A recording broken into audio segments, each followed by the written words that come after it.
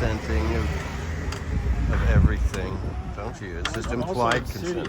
Insidious. Gigi, you have a rant for me this morning? Oh, this afternoon. This is a very nice sign. It is. Did you make that? No, I found it in a pile. I left my bombed out Gaza sign at home. So you made it? No, I picked it out of the pile and put it on a stick. This is where we're at. Arts and crafts are part of the fun. Well, whoever protest, this arty right? crafty person was, they're obviously a professional sign maker. That is a good one. It is. So it's like this. The atomic clock is very close to going off. Now, what players are most implicit in this, would you say? Is it the Israelis, the Iranians, or is it really... It's NATO, right? It's always the Iranians, yeah. It's the evil empire. It's North Korea. All the countries that have now banded together to protect themselves from the evil empire. That would be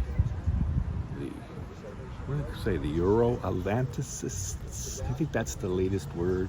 Basically run by the United States. The NATO West. NATO period. Euro-Atlanticists. That's a good one. Yeah, well, you can't say the Anglo-Americans, because the Anglos, although they were big in 250 years ago, they're just the little tiny fucking yapping poodle that think that they're they're like Canada, except Canada's still wet behind the ears. Anyways, Canada needs to get the fuck out of NATO. That's right. They need to get the fuck out of NATO. They're painting a giant red target on our country. Russia is not very far away. It's just over the ice cap. Yeah, we're almost... And lucky us, we live near an Air Force base, So if you ever go to Google blastdamageradius.com or whatever the hell it's called, you can push around, choose your bomb, choose the radius, choose an air blast, and you can see whether you should be buying sunscreen like 2 million or just kiss your ass goodbye and go get drunk for the rest of your life, because when the bomb goes off here, and of course the bomb is going to go off here, so there you go. I would say that Putin has been very patient. I'd say that Putin has been incredibly patient, but he is a chess player. And so asymmetrically, we will pay. We gotta. Yeah. I mean, there's a lot of people that are really, really black and white that wanna like grind their axes to the. They don't use common sense, There was a bunch of people that got bombed on a beach, right? At Sevastopol.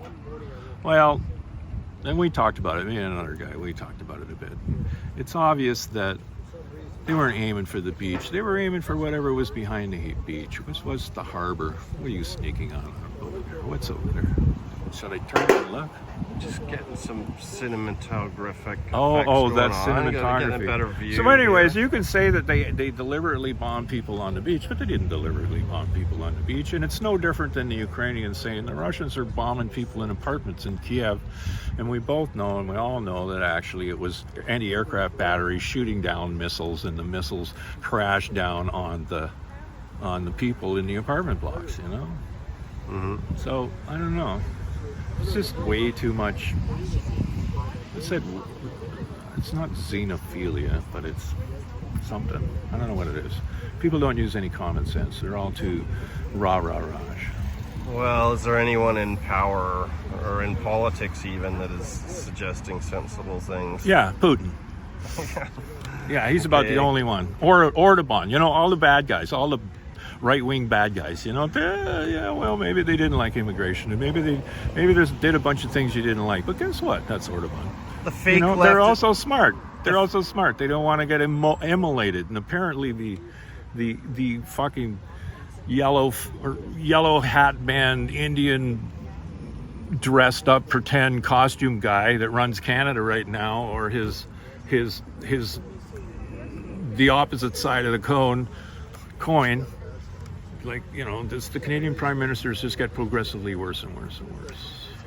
the fake left brands anything against their agenda as far right? Yeah, but it's not far right. It's most actually of the common it's sense is now in somewhere in the middle. Yeah, and it's basically anybody but progressives now. Everybody but the progressives don't want to get blown up. Don't want to start a war. This is a weird, but if you listen to MSN, then guess what? You just believe the crap, the vilification of Russia that you hear every fucking day on the CBC or whatever network it is you watch. And so, yeah, your brain's poisoned. Blow up your TV. Didn't John Prine say that a long fucking time ago in 1974 or something? Blow up your TV. Terrible song, but the sentiment is good. So here we are on the corner. Then we'll go to a funeral. Everybody's dying.